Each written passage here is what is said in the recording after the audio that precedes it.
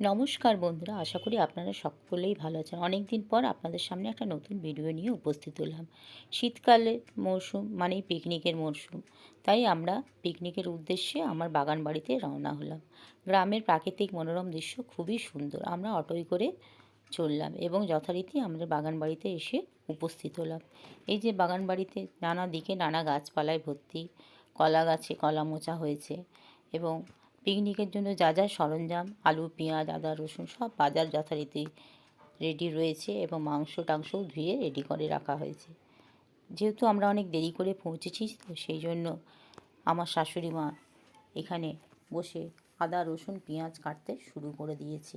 ছোট ছোট বাচ্চারা আছে, তো রান্না দেরি হলে খেতেও দেরি হবে, তাই জন্য আমার ননদ এখানে গ্যাসের মধ্যে শিম ভাজতে শুরু করেছে এবং মাংসের আলুটাও ভেজে মাছের তরকারিটাও যাতে তাড়াতাড়ি হয়ে যায় সেই জন্য যথারীতি গ্যাসের মধ্যেই রান্নাটা শুরু করেছি। যেহেতু রান্নাটা তাড়াতাড়ি হলে খাওয়াটাও একটু তাড়াতাড়ি হবে, না তো অনেক বেলা হয়ে যাবে শীতের বেলা, সেই জন্য এখানে আমার ননদ মাছ ভেজে মাছের ঝাল যথারীতি রান্না করতে শুরু করে দিয়েছে। এই রান্নাটা যখন চলছে আমি কিছুক্ষণ পর একটু বাগান বাড়িতে ঘুরে টুরে দেখলাম। গাছে গোলাপ ফুল ফুটেছে, স্থলপদ্ম ফুলও ফুটেছে অনেকগুলো। যেহেতু রোদ উঠে গেছে, তো সেই জন্য স্থলপদ্ম ফুলগুলো আস্তে আস্তে করে ঝিমিয়ে যাচ্ছে। বাগান বাড়ির কলা গাছে কলা মোচাও ধরেছে। এখানে এক আমার সম্পর্কের দিদি মাটির উনুনে ভাত রান্না করছে। আপনাদের বললাম না, মাটির উনুনে ভাত এবং মাংস রান্নার স্বাদ সত্যিই অতুলনীয়। এই বাগান বাড়ির অনেকটাই জায়গা আছে এবং এই জায়গায় বিভিন্ন রকম গাছপালা লাগানো হয়েছে, যেমন ধনেপাতা, পালং শাক, টমেটো, বিভিন্ন রকমের চারা গাছ লাগানো হয়েছে।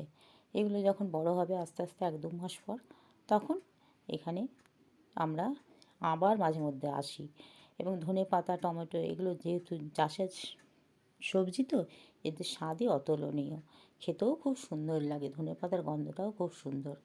এই বাগান বাড়ির মধ্যে আমার ভাগ্নি দুজনে খেলাধুলা করছে।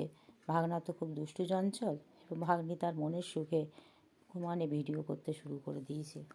বিশাল জায়গা জুড়ে আমাদের এই বাগান বাড়ি, আম গাছ, অনেক রকমের গাছ, নানা রকমের গাছপালাই লাগানো আছে এবং গরমকালেও এখানে খুব ভালো লাগে। এই যে আপনাদের বলেছিলাম মাটির উনুনের মাংস রান্না, সত্যি স্বাদ অতুলনীয় এবং মাটির উনুনে টমেটো পোড়ার স্বাদও খুব সুন্দর লাগে খেতে। আপনারাও খেয়ে দেখবেন, সত্যিই খুব ভালো। সবাই ভালো থাকুন, সুস্থ থাকুন। কেমন লাগলো অবশ্যই জানাবেন।